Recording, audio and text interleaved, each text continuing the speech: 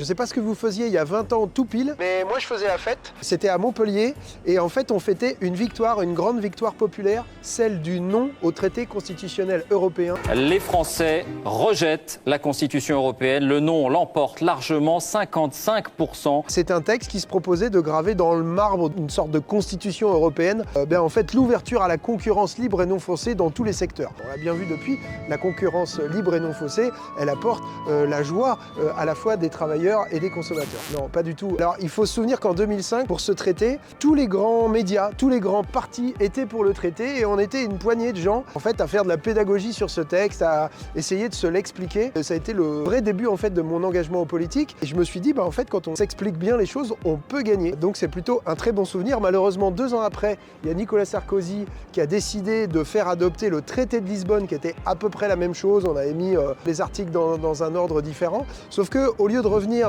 devant les Français par référendum, il a fait voter les députés et les sénateurs en congrès et il nous a tordu le bras. C'est la raison pour laquelle aujourd'hui, il faudrait qu'on passe à la 6e République pour que quand le peuple a pris une décision, cette décision soit respectée par le pouvoir.